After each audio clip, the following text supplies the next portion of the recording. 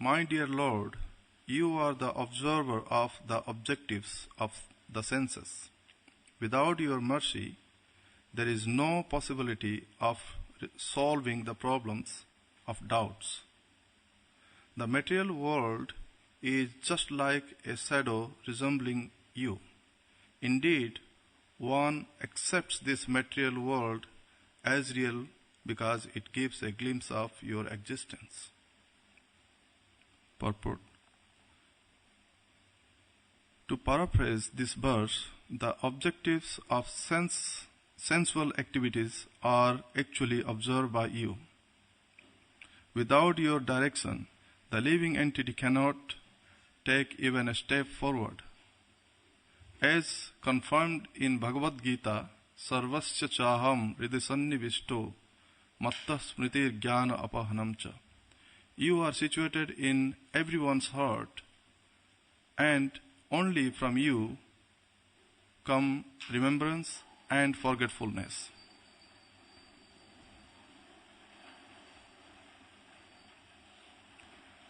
Chaye Bayasya Bhuvanani Bhivarti Durga.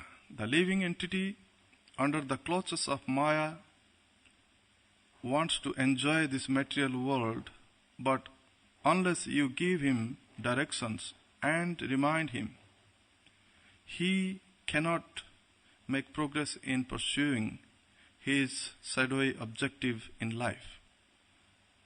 The conditioned soul wrongly progresses toward the wrong objective life after life, and he is reminded of the objective by you. In one life, the conditioned soul desires to progress toward a certain objective, but after his body changes, he forgets everything. Nonetheless, by my Lord, because he wanted to enjoy something of this world, you remind him of this in his next birth. Matta Smritir Jnana Apahanamcha. Because the conditioned soul wants to forget you, by your grace you give him opportunities, life after life, by which he can almost perpetually forget you. Therefore, you are certainly, eternally, the director of the conditioned souls.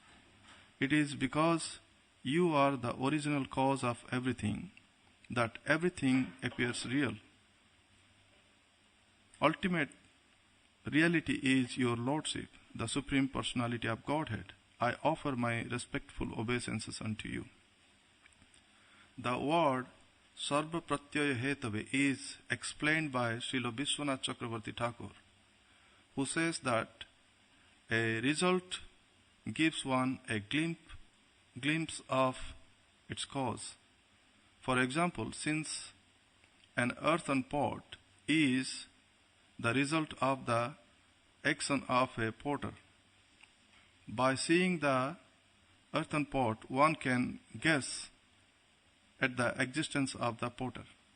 Similarly, this material world resembles the spiritual world, and any intelligent person can guess how it is acting.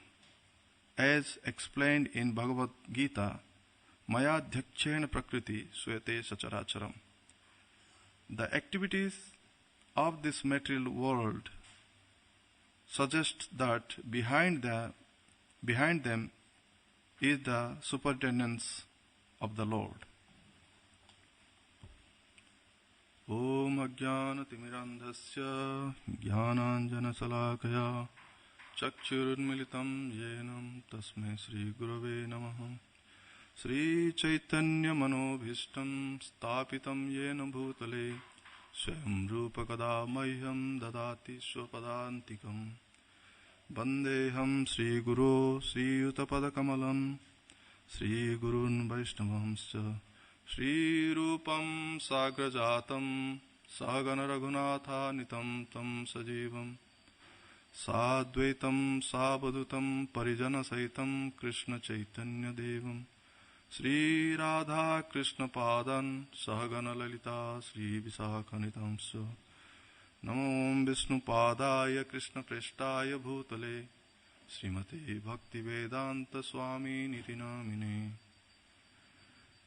Namaste Saraswati Devim Gauravani Pracharine Nirvishesha Shunyavadi Paschatya Desatarine Vancha Kalpatarubhyascha Kripa Sindhubhyeva Cha Patitanam Pavanebhyo Vaishnavebhyo Namo Namah.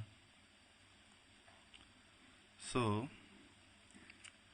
in this chapter, specially dedicated to Gajendra's prayers of surrender, beginning of the 8th canto, Srila Sukadeva Goswami is explaining the characteristics of the Manus and different Manvantar. And Sukadeva Goswami, in the last chapters, he explained in the Tamasa Manvantar, Lord Hari appeared from the womb of Harini, the husband of Harimedha.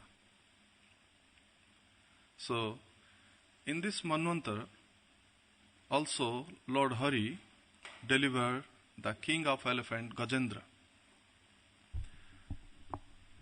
So, by hearing from Sukadeva Goswami, Parikshit Maharaj is asking,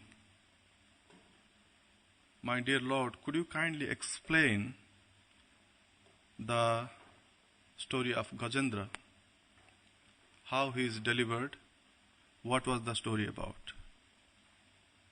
So, Sukadeva Goswami, encouraged by the king who is waiting for his death, Sukadeva Goswami only got 7 days to leave his body after the course of the sage. And he is the perfect listener because he is the great devotee of the Lord. And Sukadeva Goswami, by hearing from the king, he is explaining the story of Gajendra. Gajendra, the elephant king, he was living in the Trikuta mountain. Trikuta is a mountain which is high up to 8,000 miles. Unbelievable. It's not so easy to believe even. 8,000 miles the altitude is. And the width is same, the length is also same. So they are all 8,000 miles. So in this mountain, the beauty of the mountain, Sukadeva Goswami describes that the Trikuta mountain, there were 3 peaks. One peak was full of iron. It was decorated with iron. Next one was silver. And the third one was gold. So it was a beautiful mountain. And then after, Sukadeva Goswami is explaining that in this Trikuta mountain there was many other minerals, many other flowers, trees, shrubs, so many. And because of the beauty of this mountain, so all the demigods, the heavenly planets, residents of the heavenly planets, they used to live there and they used to go for sports. There was different grounds, different gardens in this mountain, and the demigods, they are having their own gardens and the mountain in this mountain. So, in this mountain there was a garden called Rutumat. Rutumat was the garden who was owned by Varuna. So Baruna was in charge of this garden, and Srila Sukadev Goswami explains how beautiful this garden is. And it was beautifying all over the places. And also in this, the past chapters, Srila Sukadev Goswami explains that how the milk waves are washing the feet of this mountain, and it creates so many emeralds all over the surroundings, the banks of the milk ocean. So in this garden there is a big lake. So Gajendra, once he was wandering in this Trikuta mountain with his wives, children, friends. By wandering here and there, and wherever he was going, naturally by the strength of an elephant, he was breaking the trees, breaking the shrubs, breaking so many things. And he was totally intoxicated, only focusing about breaking the trees. And somehow by wandering, he came to the Rutumat garden. Rutumat garden, in different shastras, it is described that there is 6 ritus, the 6 seasons a year. But in this Rutumat garden, every day there is 6 seasons. Every day you can experience the 6 seasons. So that's the characteristics of the Rutumat garden. Every day 6 seasons. So the lake, somehow by wandering, Gajendra, he reached to the lake. By seeing the water and the huge lake, no one can resist. So they went to the water. They took bath. Gajendra, he drank the water. The water is also glorified by Srila Sukadev Goswami, the fragrance of the water, because the demigod's presence and taking bath in that lake, so the water was fragrant.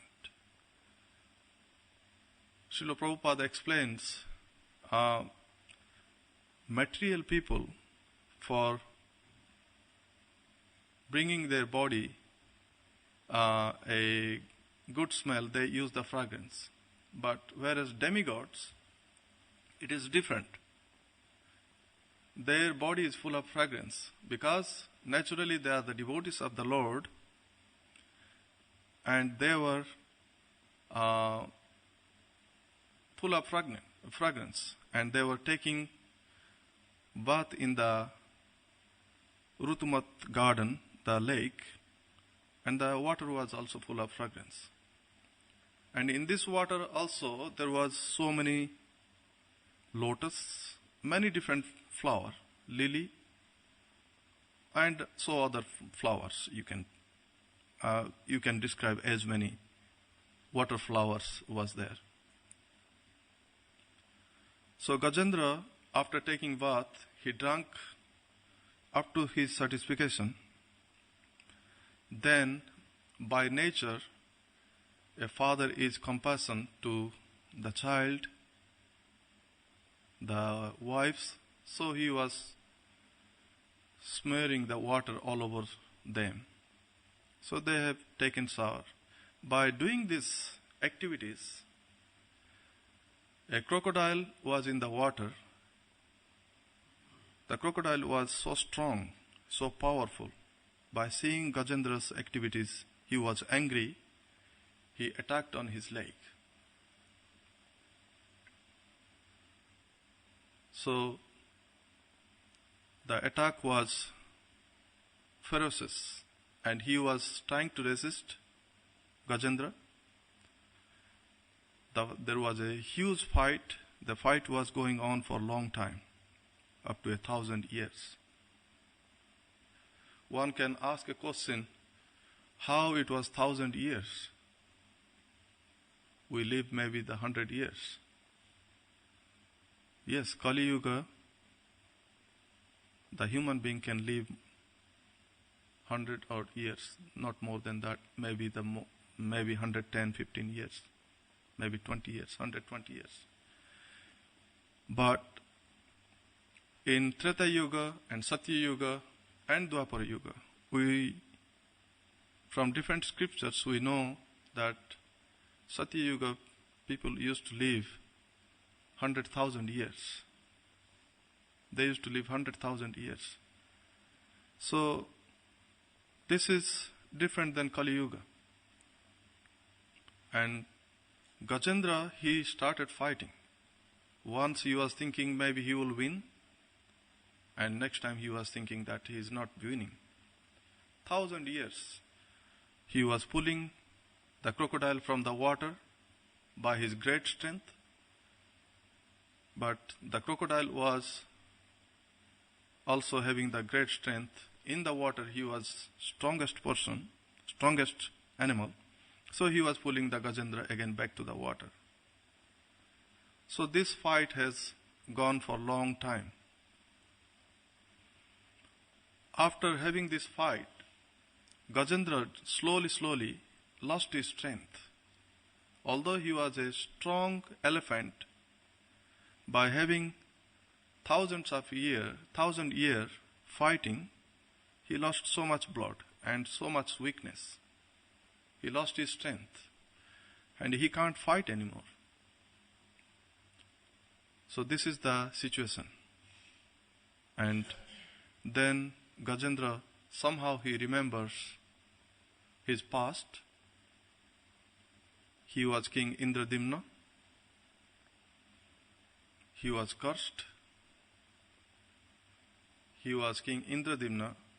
He was a great king. He was taking care of his kingdom nicely, peacefully. And after his kingdom, he decided that he will go to the forest and practice the austerity to attain the Supreme Person. So he is a great devotee of the Lord. He was practicing austerity. I think we will get in next chapter the story of Gajendra, how he became an elephant. So King Indradimna, he left the kingdom. He went to the Malaya hill, a hill situated in South India now. In that Malaya hill, he had a small ashram.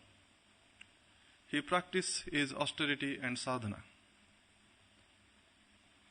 It's day to day he was always meditating the Lord, thinking about the Lord. So that's the characteristics of a great devotee. And improving his austerity, the King Indradimna, he thought that he will observe silence for a long time. So King Indradimna started observing silence. So he was observing silence, same time he was meditating on the lotus feet of the Lord. One day, Agastya Muni, a great saintly person, along with his disciples, he was walking past. He saw the king is sitting in the meditation. He came and he tried to talk to him. But because the king has vowed that he will observe silence, he did not speak. By not speaking, Agastya Muni thought that this king has so much proud within himself. He is not able to speak to me. He has no respect for the saintly persons. He didn't even receive me. He didn't receive me or he didn't, welcome me into his ashram. What kind of life is that? He thought that this kind of life should be condemned. He is living living in a dark. He doesn't know how to respect the saintly persons. So, he immediately, Agastya Muni cursed. He said that since you are living in the darkest kind of place, you should take birth as an elephant. So Gajendra was the next birth from King Indradimna. King Indradimna, in his next life, he became an elephant. And he was living in the Trikuta mountain with all the associates. By the nature, he is a devotee, and he got all his wisdom in the real time of need, when he needs the Supreme Personality of Godhead. Srila Prabhupada quotes the Bhagavad Gita here. Sarvasya chaham hridhi sannivishto matta smritir jnana apahanamcha. The Supreme Personality of Godhead is giving the wisdom to remember and forgetfulness. He gives the both, depending on our requirements or depending on our request to the Lord. So, at the end, when Gajendra saw that nothing is working, now what should I do? My strength is no more there to fight against this strong crocodile which is pulling me into water. So what should I do now? So he remembers in his past life, remembers the prayer of the Lord. He prays, Om Namo Bhagavate. So this is the beginning of his prayer. He is praying, I offer my respectful obeisances unto the Supreme Personality of Godhead, Vasudeva. So he remembers all his past. This is here. I would like to also bring the great devotees. Sometimes they remember the Lord, and the Lord gives them the wisdom to remember. For the example of Maharaj Bharat. Maharaj Bharat ruled over the world for many thousand years. After ruling over the world, then he retired. He was such an exalted person. He never cared about his sons. He had so many sons. He never cared about his wife, never cared about the kingdom. Especially he never cared about the son. He didn't give the kingdom to his son. He chose for the throne Santanu, a son of a great saintly person, Bharadwaj. So he chose Santanu to take over the kingdom of Bharat. So this is the greatness of Maharaj Bharat. He gave up everything. He left the kingdom. He went to near Gandaki. He made an ashram and he lived there. And he started his austerity. By starting his austerity, day by day he was progressing.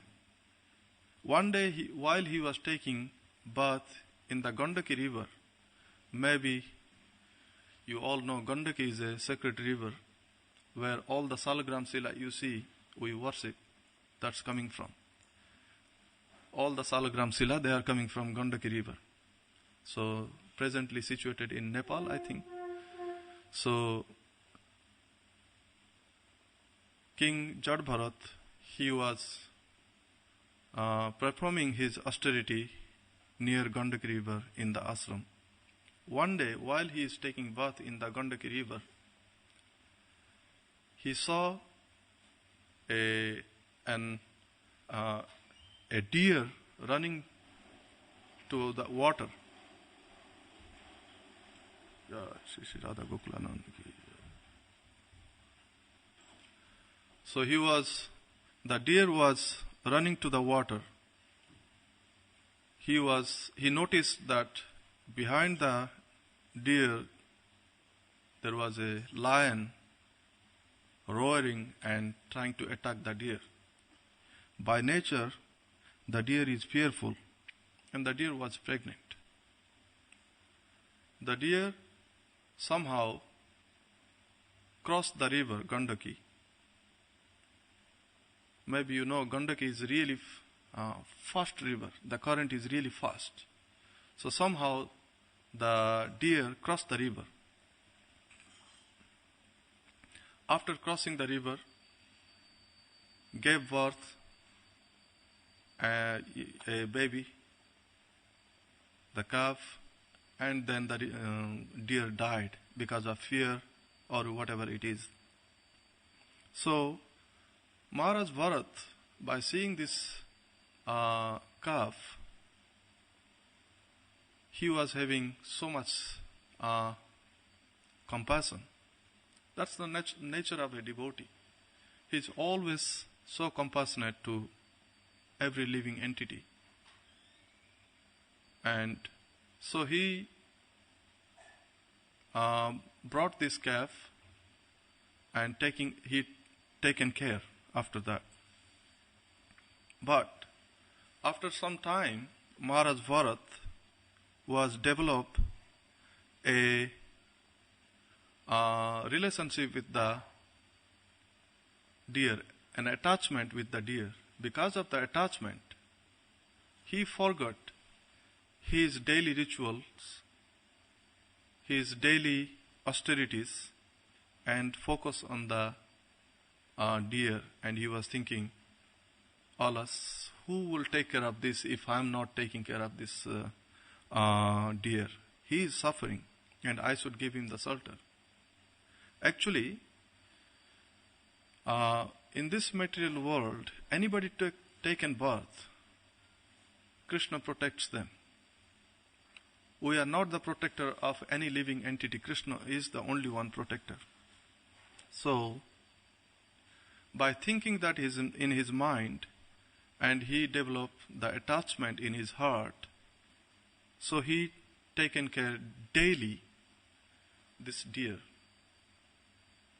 And slowly, all the rituals, whatever he was doing, all the austerities, he forgot. Sometime the deer will kiss him, sometime he will kiss the deer, sometime he will lay with the deer, he will sleep with the deer. This is the 24 hours, the attachment with the deer. And because of the attachment, one day the deer somehow left the ashram. And Maharaj Bharat, he was so much panicking and worried and having so much anxiety. What should I do now? That this deer is going to somehow attacked by a lion, the tigers, or can be killed by an elephant. What should I do? So Maharaj Bharat was searching for him everywhere. By this way, he left his body. And in his next life, he became a deer. By understanding the situation, why he became a deer, so then he began to lament that I shouldn't have done that. Actually, Krishna protects everyone, and I shouldn't have developed an attachment. And Maharaj Bharat, while he was leaving the body, he was constantly thinking about the deer. And because of his thinking of the deer, he took a birth as a deer. But in this life, he didn't last so long. He left the mother as soon as he took birth. He immediately came to the ashram where he used to live, and thinking about the Lord, he never forgot. Thus the glories of the Lord. He gives the intelligent to remember the past life. Maharaj Bharat was very well advanced. He was advanced and he was a pure devotee. But somehow he was having the attachment. He got the body of a deer. Even after having the body of a deer, he was still meditating on the Supreme Personality of Godhead. And he didn't last, that deer body did not last so long. He left his body and he took birth as in a Brahmin family, highly qualified Brahmin family. The Brahman, son of a Brahman, then he was later on called Jad Bharat. Why he was called Jad Bharat? Because Jad means a person who doesn't know anything. He has no knowledge. In this Brahmin's life, Jad Bharat, he act like he's a dumb, foolish, and he can't speak even. Deaf, he can't hear. So he was acting like that. He can speak, he can hear, but he was acting that he is a foolish person, he knows nothing. So that's his acting. Because he realized that in this material world, if you have to advance, then this is the only way that you have to meditate on the supreme lotus feet of the personality of Godhead. You can't associate with the non-devotees. His brothers, he had one stepbrothers, maybe about 10 brothers, 9 or 10 brothers, he had stepbrothers. And so he was not having any attachment. Because of the attachment with the deer, he got a deer's body, and he is very careful now in this life. So he doesn't have any attachment with non-devotees. So there is many other things. Jad Bharat's life is coming. Like one day his father and mother dies, and his stepmother and stepbrothers, they are not treating him so nicely. They are not giving him the right food. But Jad Bharat never complained. Whatever he was getting, the food he was taking very happily. So all these things were happening. And the brothers, they gave him, since the father tried to give him good education. The father always loved him so well. So he tried to give him the good education, like the Vedas, learning the Vedas, but acting like a foolish person, dumb and deaf. So he was not responding anything. Because he is totally elevated more than the Vedas. Vedasachaham ahameva vedyam. So, the main purpose of the Veda is to understand the Supreme Personality of Godhead. And Jad Bharat was already renounced. He knows the Supreme Personality of Godhead. The Vedas are not required for him. Vedas, he is already on the topmost platform. So he doesn't need these Vedas. So he was ignoring. And so the stepbrothers told him, since he is, not doing anything, the Brahmin activities, so soon he was called Brahma Bandhu. Brahma Bandhu is a word generally used for the Brahmins, a person who took birth in the Brahmin family, but not performing the karma kandas, following the Vedas, that's called Brahma Bandhu. And there is a word also, Dija Bandhu. A person twice born is called Dija, and also who is not following this line of the order. So Maharaj Bharat, he never cared about that. He was totally in the deep meditation on the lotus feet of the Lord. One day his stepbrothers, they ordered him, now you go take care of the paddy field. There was cows, horse, so you go stay there. So Jad Bharat was taking care of the paddy field nicely. He was living there, sleeping there overnight.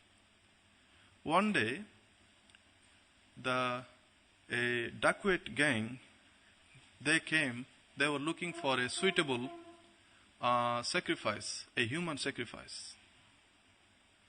And they were looking the sacrifice, and somehow they found Jad Bharat on the way.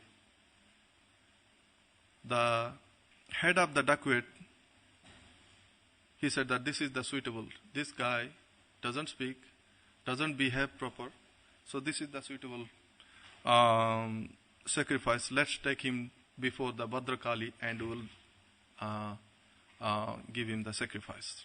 So he tried. They took him. They took him to the forest. Next day they brought before the Bhadrakali. And the chopper, he was trying to chop his head. He was ready. By seeing this, Bhadrakali immediately alarmed. A great devotee is being punished. And Kali, who was called in this material world as the sister of Krishna, how can he tolerate? She immediately came out from the deity form and took away the sword and chopped all the dacoit's head. And then Jad Bharat, he becomes King Rahugan's palanquin carrier. There is so many other stories. So King Jad Bharat, Brahmin Jad Bharat, he remembers all his past. Here, Gajendra also, he remembers his past and he chanted the certain prayers in this whole chapter dedicated for his surrender and prayer.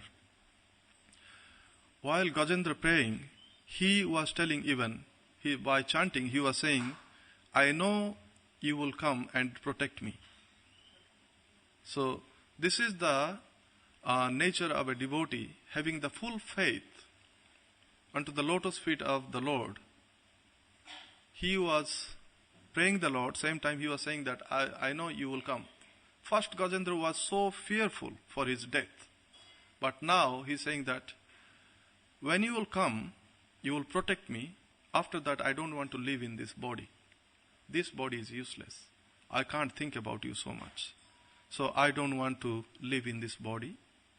I wanted to give up this body. And somehow the Lord comes. When he saw Gajendra is praying, immediately he sit on the back of his carrier Garuda. And the Lord, whenever he desires, he will be there in the same time. He doesn't need to take time. He sat on the back of the carrier Garuda, his carrier, and he desired to go to Gajendra. And immediately he was there. And by seeing the Lord's arrival, Gajendra immediately, he was praying, so he didn't got anything. He got a lotus flower and he offered the flower. And the Lord accept. The Lord accept. As we know in Bhagavad Gita, Krishna says, Patram puspam phalam thoyam, yo me bhakta prayachati. So if a devotee offer me a leaf,